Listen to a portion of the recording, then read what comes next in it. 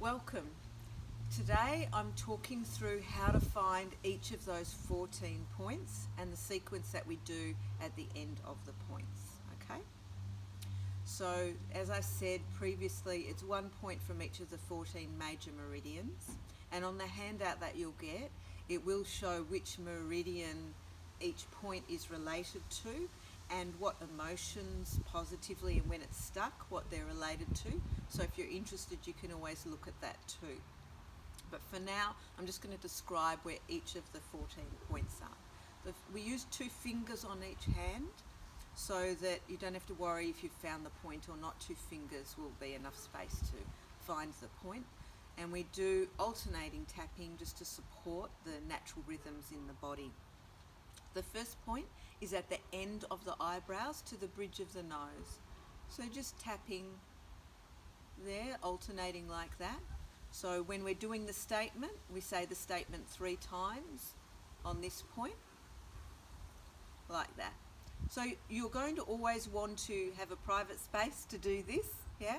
So always do it when you've got at least 20 minutes so that you've got enough time to be with whatever is going on for you, so you don't have to rush through it, because if you've got 10 minutes, you can always do the shorter sequence that's in my other videos. But if you're doing the longer sequence, make sure you've got enough time, make sure that you've got privacy, space.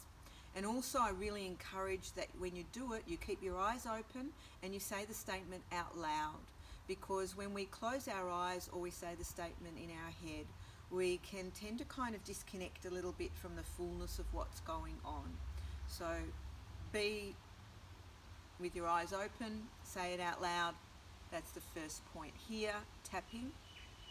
After this point, we come into the side of the eyes, so across from your pupil and the side of the eyes, again alternating tapping while you say your statement 3 times. And then you come to the bone under your eyes. And you feel the bone under your eyes. Once you've tapped on there, you come under the nose, alternating tapping. And then in the indentation in the chin, alternating tapping. Now we're coming to the trickiest point, which if you've done my other video to support the brain from connecting, to connect from the disconnection of trauma, you'll know this point already, but I'll explain it just in case you've forgotten. So if you run 2 fingers, here's my collarbone, I run 2 fingers directly underneath my collarbone. I always start, if you move your shoulder around, then you can feel like your fingers can sink in there, and as they sink in, you'll start to feel the start of that muscle that comes across. So if you go over that muscle, if you feel on top of the muscle, it feels like a muscle. If you keep running your fingers down and then you massage again, it's going to feel different. And when you go past the muscle, you just stop there, and there's a little dip or a pocket, very subtle. It may feel hard to find at first because you're not familiar with looking for the acupuncture points, but that's where an acupuncturist would put their needle in. But it's beautiful, we can do acupressure and it's just as powerful. Oh, another bit of information. The trauma therapists when they were working with September 11 and with Port Arthur, they used this on the clients that were, everybody that had been exposed to the traumas. It is identified as one of the most valuable tools to work with trauma. So this point here, the one on the adrenal glands, to do with fear and the kidneys. So you go over that muscle, find that little dip. I'll tell you a second way to find it because some people can find that tricky. Those 2 bony protruding parts from the collarbone. If you go there and then 2 fingers go down directly under the collarbone, slightly outwards, you'll reach that point. It's another way of finding it. You'll find that it might be tricky the first time to find this point, but once you've found it, your body will remember and your fingers will just go there. So again, just alternating tapping with those points here. And then you follow the nipple line to under your arm. Now you can use 4 fingers under here.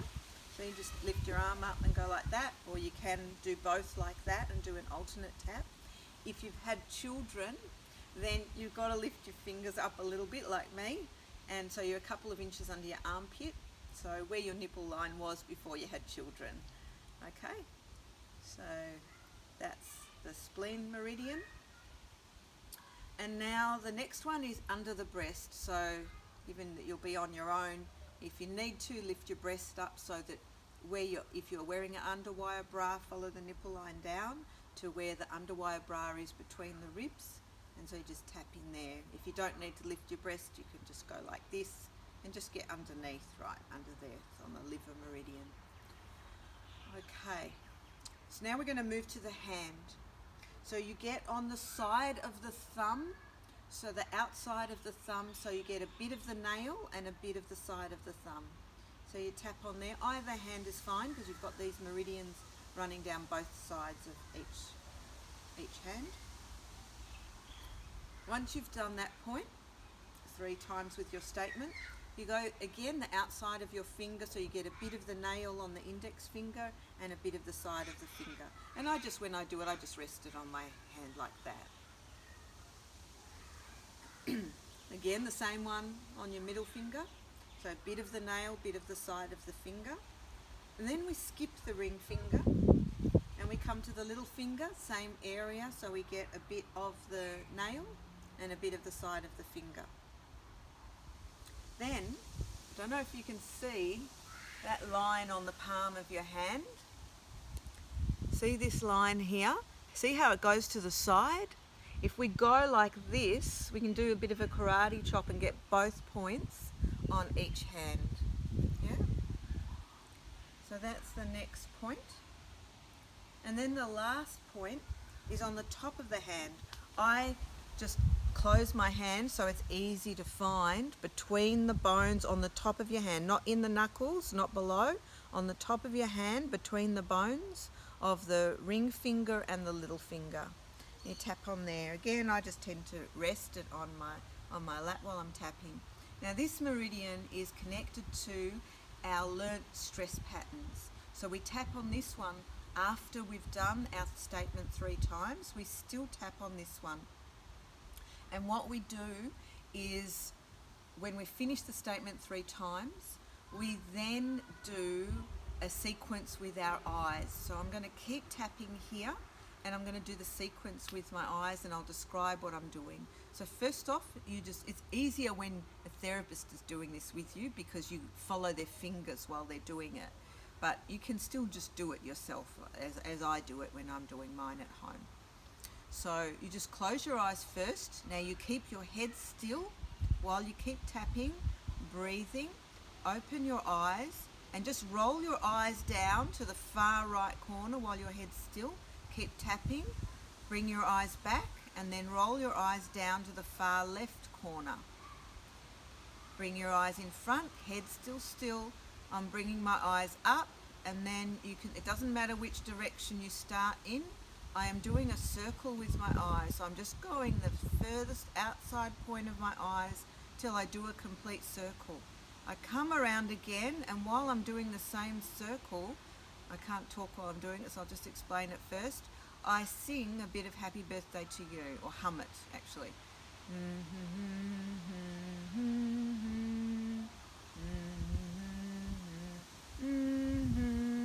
Then I roll my eyes in the opposite direction. And I hum again.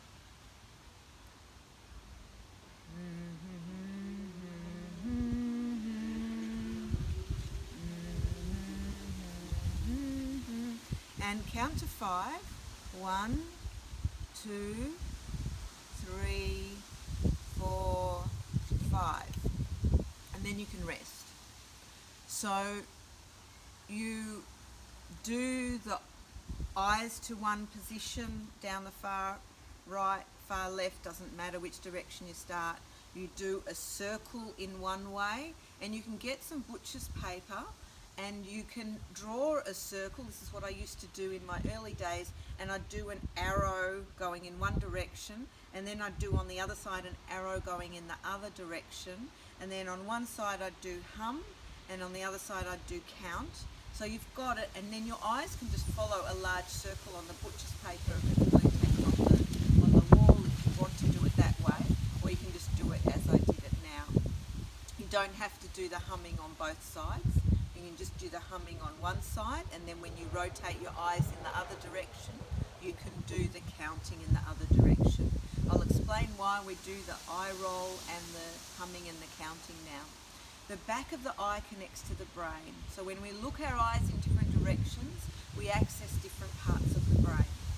So when we're in trauma and our system says, I can't go to that uncomfortable material, it always keeps away from certain parts of the brain and certain eye movements. So while we're processing everything that we've been doing, we want to be able to support the system to go to all those areas in the brain, so we move our eyes in all those directions. We hum to access the right brain, because the right brain is music, feelings, the body, the unconscious, the big picture of what's going on. We count to access the left brain, the mathematical, the sequential, the rational, the detail. So we're calling in, while we're processing from our survival stress patterns, we're calling in both hemispheres of the brain to be involved with that processing.